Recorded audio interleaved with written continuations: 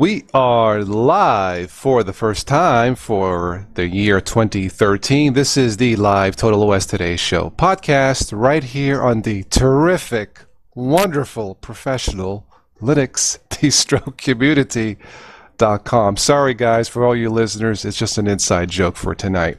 But for tonight, it is a Sunday night news and nonsense report, the first one for this year. I guess we all survived the post-Mayan calendar apocalypse. We all survived, except, of course, the Mumble server.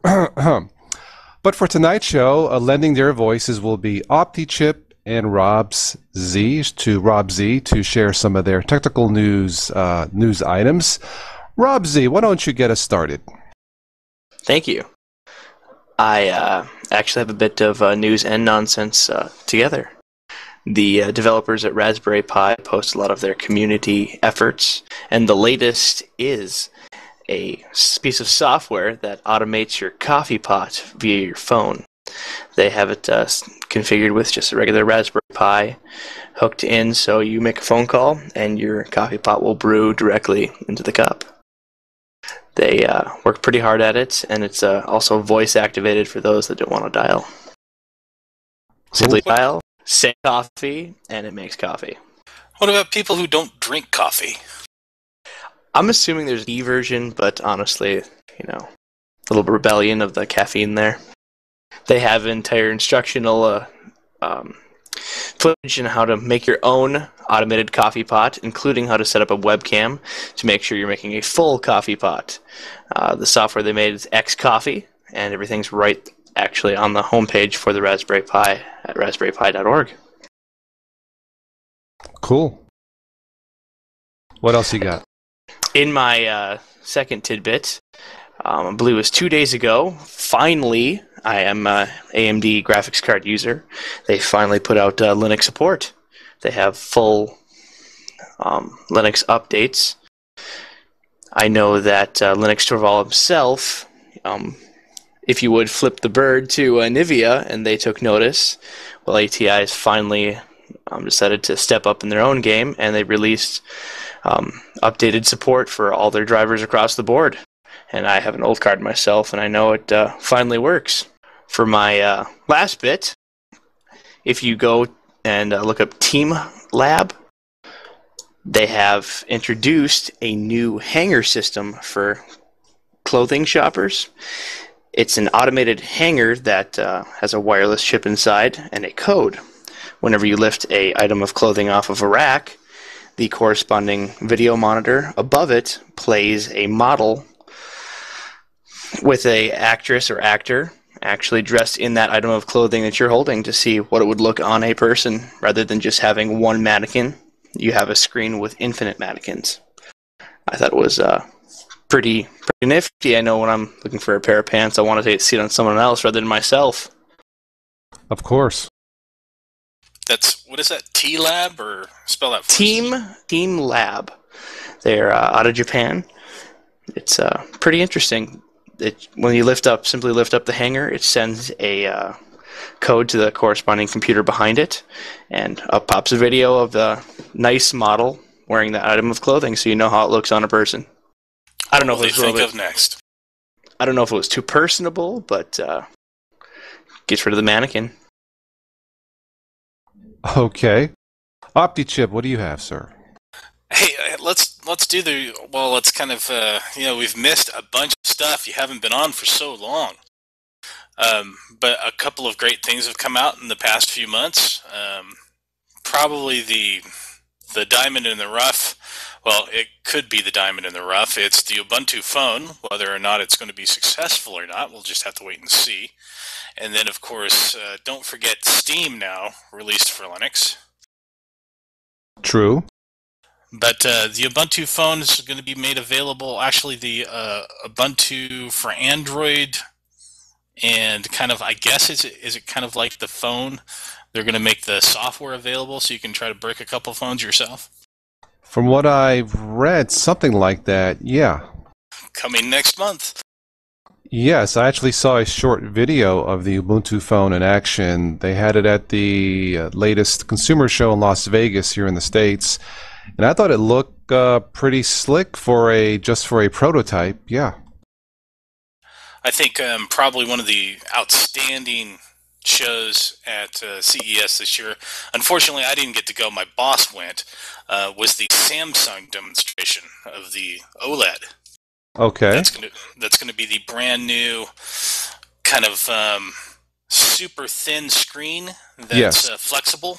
You can bend it, close it together.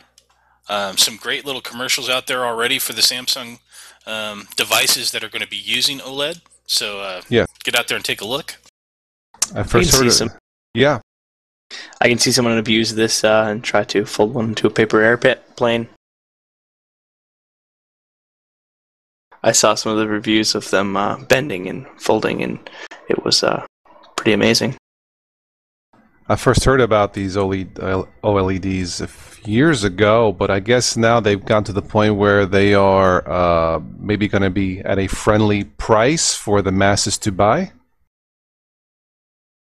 I've actually been looking at it for the last year. I work for an aquarium, and we've got a tunnel that's all plexiglass, and I wanted to slap a couple of these on the plexiglass because they're so super thin. Oh, yeah. And then we could have like little displays of sharks and whatever and kind of give them all the background while they're walking through. Cool. What else you got? Oh, I think that's probably that's it for me. Okay. I haven't done too much more this year. Okay.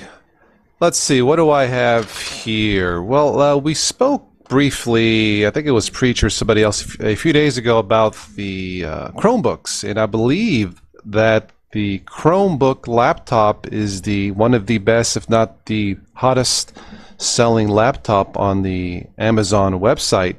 I just did a review of Chrome OS for the very first time, found it completely really newbie friendly, dummies proof, fast, lightweight, secure.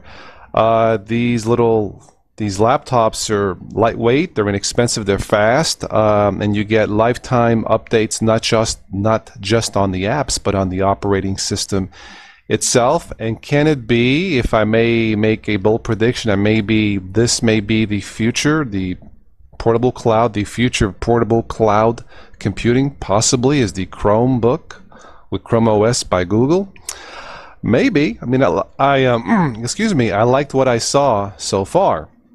As far as some nonsense news, Fedora 18 was just released, and I don't know how the developers come up with these names at their meetings. Of course, last year was, Beefy Miracle, and it sounds like something you would get through like a McDonald's drive-thru. But this one is called Spherical Cow. Now, let me just say this. If I'm a Linux newbie and somebody gave me this new OS on a disk to try it out and its code name Spherical Cow, let me just say that the last thing on my mind for this OS would be the word speed. That would be the last thing on my mind.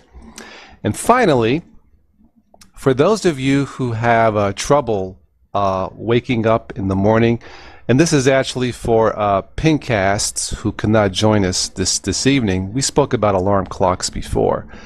There is a prototype, and this is for real. There is a prototype alarm clock called, it's called the Sing and Shock. Sing and Shock.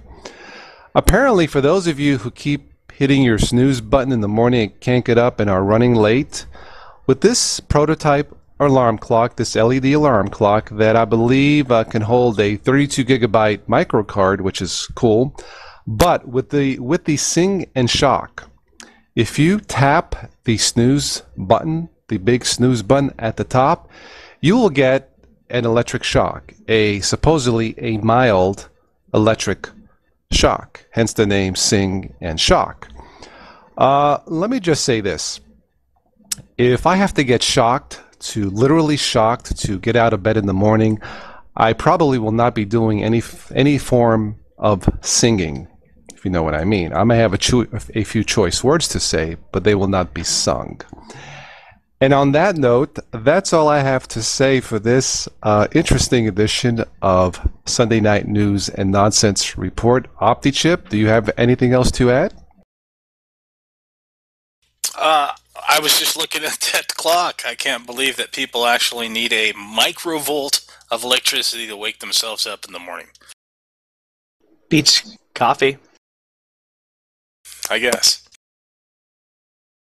So for those of you who are interested, just do a web search, the Sing and Shock, so you can get yourself literally shocked out of bed. I guess if you get shocked, you will definitely get up. You may not be in a good mood the rest of your day, but if the ultimate goal of the Sing and Shock is to get you out of bed, perhaps this prototype will succeed. Gentlemen, on that note, I think we will close out this podcast. Thank you so much, OptiChip and Rob Z, for lending your voices for tonight's show. It is greatly appreciated. Don't forget, folks, that Total OS Today is total technology for newbies. And make sure you catch my YouTube channel. If you have any questions, feel free to drop me a message. Thank you so much, gentlemen. And as always, I will catch all of you sometime in the future. Ciao.